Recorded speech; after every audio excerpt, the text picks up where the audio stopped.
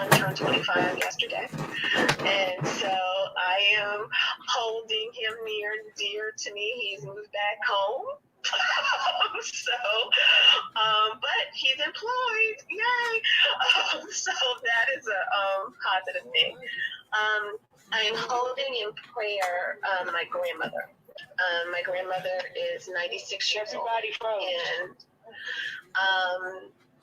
and I would say that till recently, with the passing of my father, her health has been ailing, and I think it has been more so her grief of my dad, because they spent every day together, and my dad called, they'd have a breakfast club where they would do their coffee every morning. And so I am trying to really see up close what isolation can look like, and how that impacts health. So I'm holding on to my grandmother right now. Sorry, I get to pick the next person. I'm going to pick Melanie. Okay. I actually know two people near and dear to me. My daughter, who sacrificed everything she had to take care of me. I've been ill since 2013, and I needed major help, and she did it. Next is my great-granddaughter. She's 6 months old on the 12th, a pandemic baby, and when you think that you've given all the love you can possibly give, some little person comes along and open your heart all over again. So that's what I hope is. You can figure those next. Kendra. Hey, I'll say just my comrades that are not living with family, that are in isolation right now, and are still like, even though we can do things virtually and try to social distancing hang, just holding them in, because we've been doing this since March, so just holding them in. Heart, I'll go with Rhonda.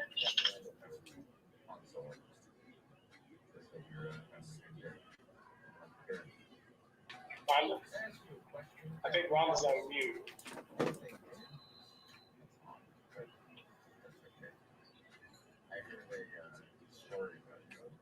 Kendra, why don't you pick someone else and we'll see if we can. Can you hear me now? Yeah, we got you. There you go. All right, thank you. Hi, everyone. So the person that I hold close and dear to me would be my mom, who she will be 74 on a Friday, and she's battling early stage of Alzheimer's. So I hold her really close to me, along with my grandbaby.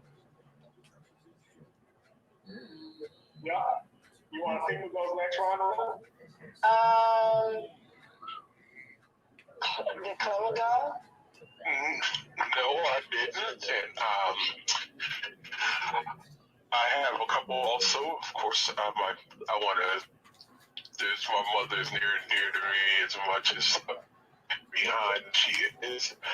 So, of course, her, and then my son, who, last week they start back school, of course, virtually, but I know it's going to be a challenge for him, just because he just has to be up under me, asking me 100 questions. So that's who I have.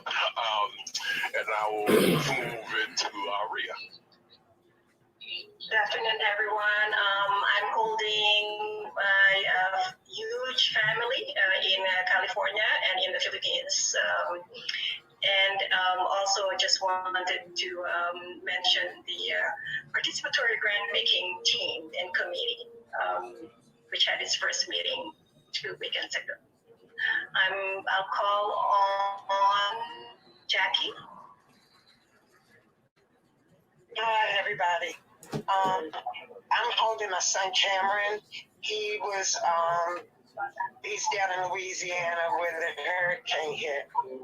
So, just trying to send prayers and as much as we can do. But right now, that's what I'm holding on to. Jackie, get the who goes next. Let's see. Oh Lord. And I lost the page.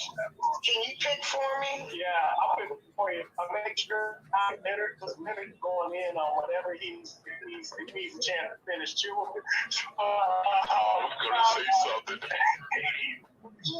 How about Mia? Hey everyone.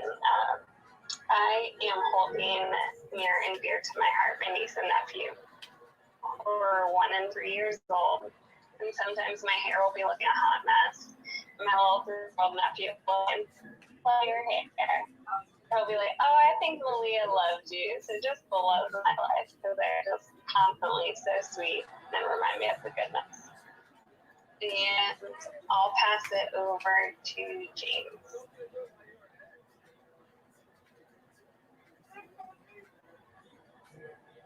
James?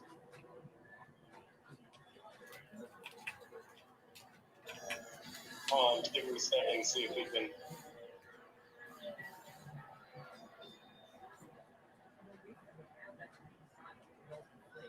Mia, why don't you pick another person while we try to get James on you? All right, I think Owen's one of the last folks left. Yes, I'm ready. How's everybody doing? Leonard is.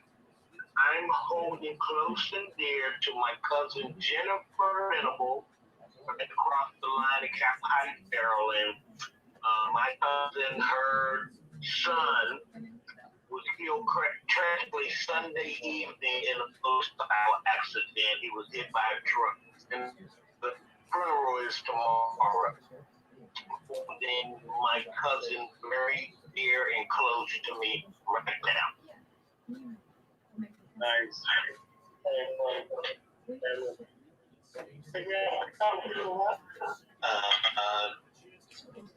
Who else?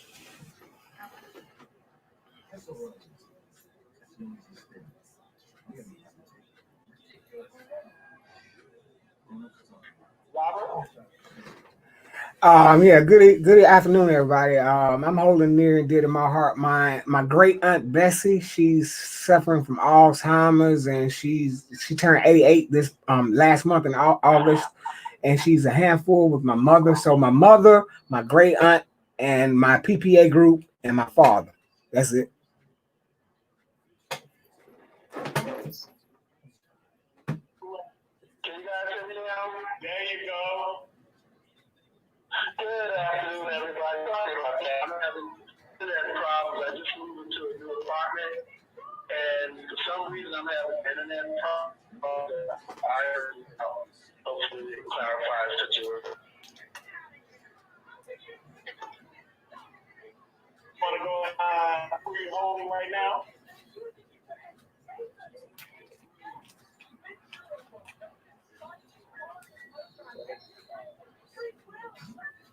Claire, have you gone?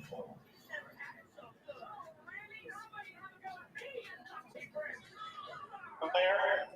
Oh, yes, I went, but didn't find somebody else. Yeah, that's good. Go ahead.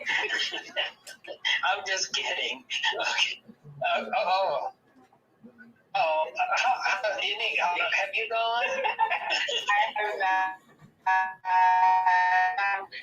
Hold my home country where I am right now, Jamaica, has been doing really well with this outbreak. Really, really well, actually. But since the borders have opened, more and more people are at COVID. We were at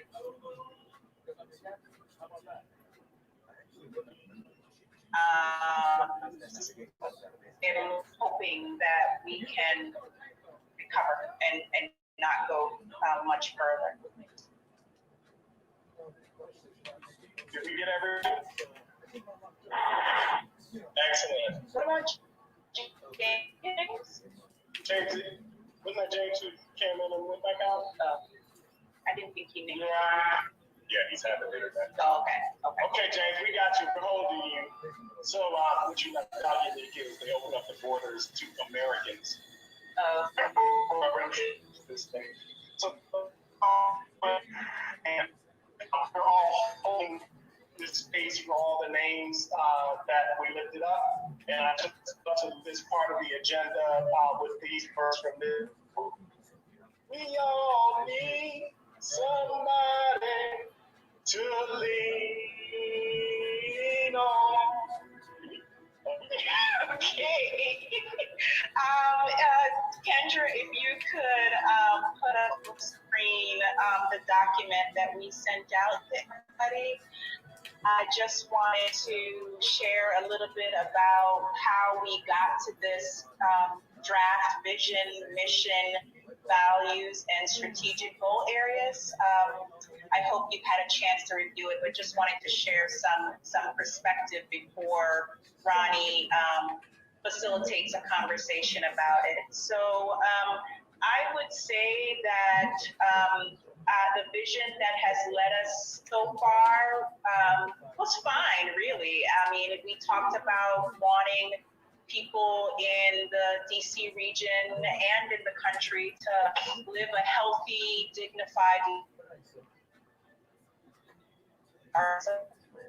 income, regardless of race, regardless of sexual orientation, gender identity, all of that. We believe that you should be healthy and should be able to live with dignity. I think the moment that we're in, the board, the strategic planning committee, the staff, and our conversation with you all last time helped to see that we get bolder. We needed to have a vision that really spoke to what we believe in, and to not hide any of that. And so you'll see that our vision, we tried to be much more bold this time. We tried to center Black people and what is happening and what has happened to Black people in this country. And that's why the vision really starts there, and also acknowledges that other people of the global majority, who make up most of the world actually, that Black people and people of the global majority will live powerfully, abundantly, and beautifully in neighborhoods free from social and economic violence, really wanting to call that out, that our neighborhoods have experienced not just the kind of violence that you normally think about, but other types of violence, including economic violence. So that's the vision that we have. I'd like to move now to the mission. And we want to accomplish this vision by first centering the leadership and expertise of Black people and people of the global majority. And we want to center the folks who are living at the sharpest intersection of oppression. So that might be racial oppression, class, gender identity oppression, but it's the folks who are really, really struggling the most. We want to center their experience.